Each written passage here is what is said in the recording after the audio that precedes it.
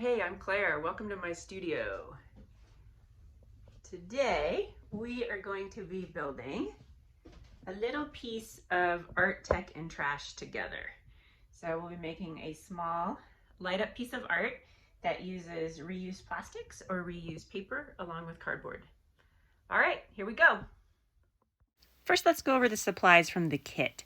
You should have a battery charger, a coin cell battery, a little baggie of LEDs, some silver conductive tape about 18 inches, and some contact paper. If you ordered the supplies on your own, your battery charger might look a little bit different, and the contact paper is optional, so you can feel free to use packaging tape or maybe just not use it at all. All right, now let's look at the things that you can find around your house.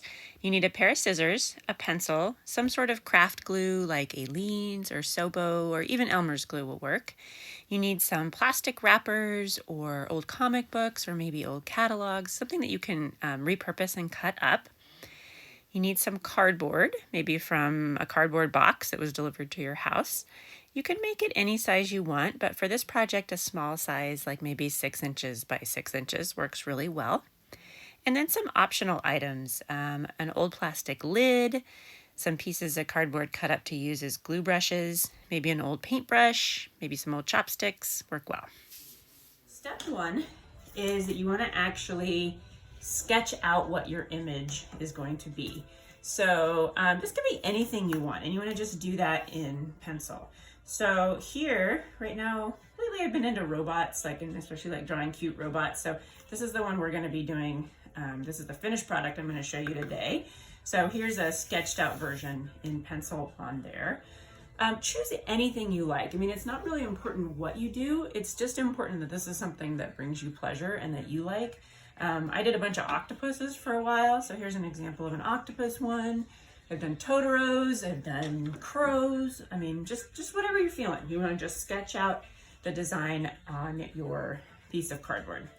And including, so once you have the whole sketch and as you're thinking about it, you want to plan out where you want those lights to be. So like we saw in the beginning, and I'll show you again here in a second, but the lines on the robot come here on the chest, and I've chosen to use 4 lights and put them in kind of an arc.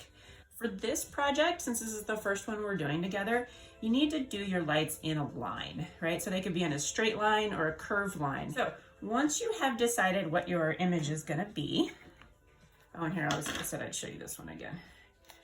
So here's like what it's going to look like on the back. And you can see my lights here are lighting up on the chest, and they're in a nice little arc right there. Okay, sweet. All right, so once you've sketched out your robot, the next step is we're going to be putting in the electronics. You're going to need your LEDs and you're going to need your paper clip first. You'll notice when you pull out, and you might know this already, but you'll notice when you look at your LEDs, there's 2 leads or 2 wires coming off of each one. There's a longer one and a shorter one. And the longer one's always the positive and the shorter one's the negative. So before we do anything, before you put lights in, it's a really good idea to test them. So when you're looking at your coin cell battery, it should have a big plus sign on one side to show the positive. And so you're just gonna put it so your LED touches either side and it should light up. Now I tested all the LEDs in your kits, but it's a good idea to test them before you put them in. It'll just save you a little bit of work. If you put it in backwards, it doesn't work. So before you decide that it doesn't work, try flipping that battery around and make sure that you actually got it the right direction. Okay, sweet. So it's a good idea to just go ahead and test all the lights you're going to be using and make sure that they're going to work. And as I'm talking about it, that reminds me of one other optional item that you might want to have, but that is a red marker. Okay, excellent. Okay, so now we're ready to put them in. So because there are actually 2 wires, we're going to be poking 2 holes for each light. So here, on my example, these dots, right, I'll draw them so they're a little darker to see. All right, that's where I want my lights to be. So I need to punch 2 holes, one above, one below for each dot. I gave you a paperclip in your kit. If you have a safety pin, it is a little bit easier, so feel free to just not use the paperclip if you want. And so you're going to be poking a hole below this dot, all the way through to the other side, and above this dot, or on it. And it's not super important how far apart they are, but you can kind of see what you're going for. If you look at the light, you're going for about the same distance apart as that. They can be a little bit more just because it's a little easier to make it happen. So you're gonna do that for each light. And this is probably obvious, but like you don't have to use 4 lights. You can use the number of lights that you want to use.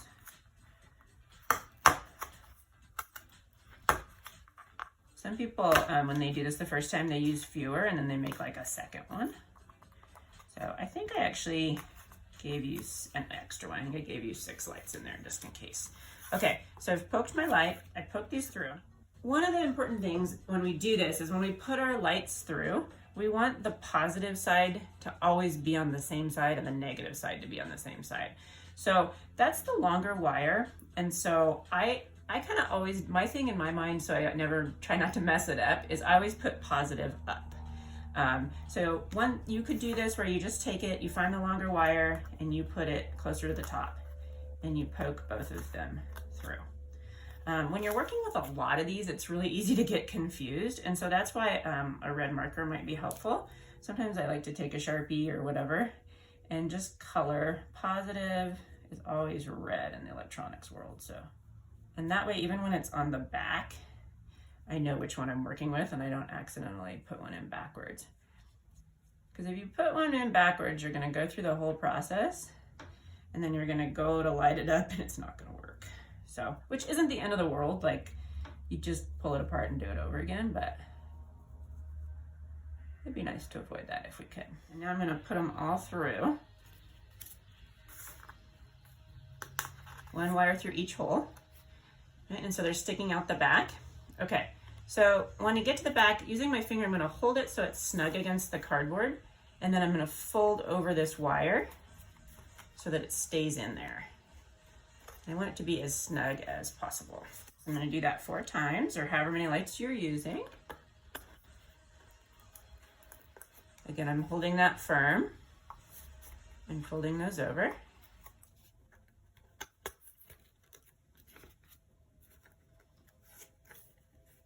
I'm just gonna draw a red little arc here to remind myself which way is positive. So as you probably know, for a circuit to work, all of our positives and all of our negatives need to be connected, and then those will be connected to a battery source, and that's gonna light it up. So we're gonna use something called conductive tape. This stuff is really cool. I used to use copper tape, which is also cool, but it corrodes over time. And so you make a piece of art and then within, a month or so, it doesn't work, right? And so that's super frustrating. And I found this stuff to be just like so much more reliable. Okay, now if you did these in a straight line in any way, it's super easy. You're just gonna cut out these straight pieces. But mine are a little bit curved, so it's gonna be just a tiny bit more challenging, but not bad. So what I want is I want a piece that's as long as all these positives. And I want 2. So I want 2 pieces of tape for the top and 2 pieces of tape for the bottom.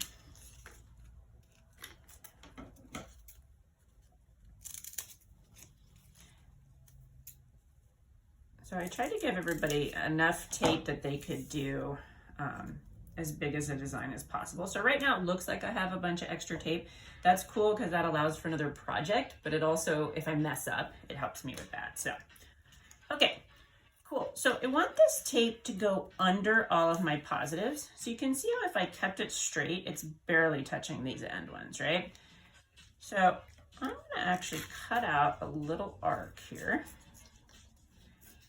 to just try and make this have the most possible contact as I can. All right, so now you can see it's really touching that one. These 2 are good. This one, not so great. So let me experiment with cutting a little more out of the middle and see if I can get more contact on that last one. In theory, you only need like the slightest bit of contact, but I've found the more the better. All right. That's pretty good. That's pretty good. Okay, so I want 2 exact copies of this. So I'm gonna take that other piece of tape and cut just a second copy. Okay, so there's my top. And I'm gonna do the same thing for the bottoms, but kind of in reverse, right? Because this time I'm gonna want the arc to go that way. So you might notice like I'm not being like crazy precise and I'm not worrying about this too much. I'm just doing the best that I can and then correcting as we go. Okay, that one's really good, that one's really good, that one's meh. All right, if I cut a little bit down here.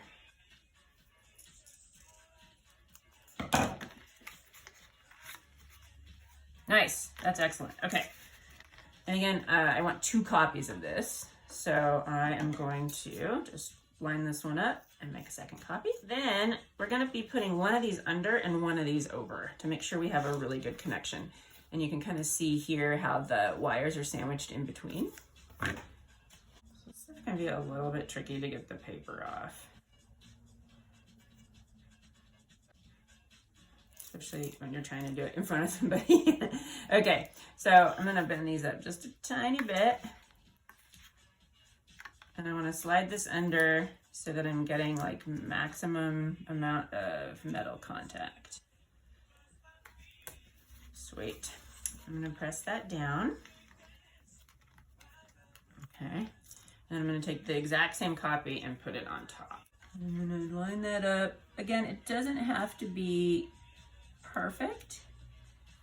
The key is that your positive and your negative sides are never touching. And then take your fingernail and really, really rub this down to make sure that each wire has really good contact with the conductive tape. Okay, excellent. And then I'm gonna do the same thing on the bottom.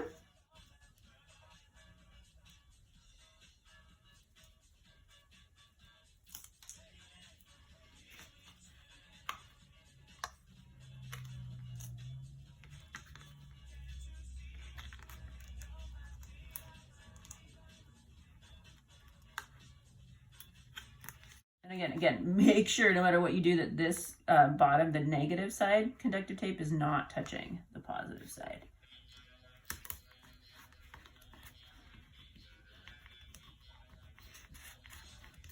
All right, okay, sweet. So then when you take your battery holder with the on-off switch and you have your battery, you're gonna wanna put it in positive side up and then turn that switch on. So I wanna make sure I touch red to red and black to black, and we're gonna test that it works. And bam, it works. If this doesn't work for you the first time, don't panic, okay? There's a series of things you can try. One, it's possible your battery's in upside down. So you can pull your battery out, flip it around, and try that again. I often forget to switch the on switch on, and that's why it doesn't work. And so I go through all these problems and then it still doesn't work, and then I realize I didn't turn it on. You can also go through and check and make sure that you really did put all the positives each way. If you need to, just go ahead and take this and peel up this second layer of tape, check your LEDs, right? And then you should have some extra tape. You can always make another one. I always save the backs, right? And that way if I need to cut it out again, I have like that same piece there and I can still cut that out, okay? All right, excellent. So now you have a choice, right? If you want to, you can attach this down. I used a little bit of glue under the battery. Okay, so now you're just gonna attach these to there using little pieces of that extra tape that you had. I'll just do one so you get the idea. And again, like, I'm the queen of overkill. I like to have a lot. I like to have like massive amounts of connection. So I'm going to use conductive tape then to attach my battery wire to here. And I'm going to do the same thing over here, making sure it's working the whole time. You can glue this down if you want. And then the contact paper is just clear film that if you want to, you can put over the back just to kind of, it's sticky, and you can press down those wires. Some people make multiple ones of these, and so they're like, no, I don't want to attach my battery because I want to have different ones to light up. So I'm going to make like 3 or 4 pieces, and then I'm going to move my battery around. So that's an option too, the tech part, right? And so the next part is the art part. You have a lot of creative license here. There's no one right way to do this. And so I highly suggest that you just experiment and you see like what suits your eye. I tend to do random, like I like random shapes. And so I'll cut out all kinds of different shapes with maybe occasionally some specifics. A friend of mine, Kate, made this octopus piece, and she liked all of her pieces to be like the same shape. And so you can see she cut out all the same size squares for the most part, and then she made it work so that it had this more regular kind of appearance. And this one's on a little piece of wood, but it's the same thing. You can see the little eyes light up. So cool. All right. So either way around it, the process is really simple, but it does take a decent amount of time. So depending on what you're using, if you're using your plastics, and again, just to put a little bit of plug into the reuse angle for this, single-use plastics like this are one of the hardest things to reuse or to do anything with, right? Like they're not recyclable. They're pretty hard to like use again as a bag, right? And repurpose it. And so one of the reasons that I like to use plastics is that I feel like I'm really extending the life of this material, right? When otherwise this might just end up in landfill. All right, so then what you're gonna do is as simple as you're gonna cut out pieces of plastic, and you can pre-cut and have a whole bunch of piles next to you, or you can cut as you go. Your hands will get a little bit messy, so that's, you know, if that helps you decide what you want to do. Again, I'm super into random. You'll notice that I did cut out like specific feet and specific hands here. Oh, and that little middle piece. And that's a little twist tie too, so you can use other items. But the rest of this is just random shapes. And then you are going to glue them on in layers. So this is where the lid comes in. Okay, so I put a little dab of glue there. And then once you kind of figured out your color scheme, like I'll make this one a little bit different than the other one, you are simply going to take your pieces of plastic, cover them in glue, and start making your beautiful little design. And the nice thing about it is if you change your mind or you decide like, oh, I don't really like the way that looks, it's very easy to cover up, all right? And so you're slowly just going to assemble this and put it together until you get the intended result.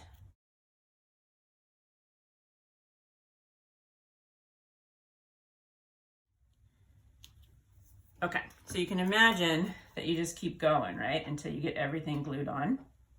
One trick to think about when you're planning it out, so I went ahead and did like the body and then most of the head first, but all of the limbs and appendages, I waited and then I did the whole background next, and then I did those last. So that might make your life a little bit easier if you just plan out what's in front of what else. But seriously, I highly recommend not worrying about it too much and just going for it. That's how we learn, and sometimes that's how we create our best work. Okay, excellent. So real quick, I just wanted to show you how this idea of art, tech, and trash can grow. So this is a work in progress. It's actually my second run through. The first time I didn't really like it, so I'm doing something different. So I'm currently using old comic books for the water, and then I'm using old used Lego. So a lot of these are super dirty, or there's part of it that's broken off for the arms. And this one has tons of LEDs. So this uses Adafruit's NeoPixels, and let me just kind of show you what the back looks like. The one we did together used cardboard. This one uses reused wood. It used conductive tape. This one is fully wired. We didn't use any microprocessor. It's pretty simple. This one uses Adafruit Flora. And so this allows it to have two sensors. One is an ultrasonic that allows for space. It senses how close you are. And another is a simple button. So when this one's done, the lights will change color the closer you get. And then when you push the button, different things are going to happen. Right now, it just turns all the lights white. All right, so hopefully that'll inspire you to dive deeper and to reach out to me if you're interested in this kind of stuff. Thanks. Bye.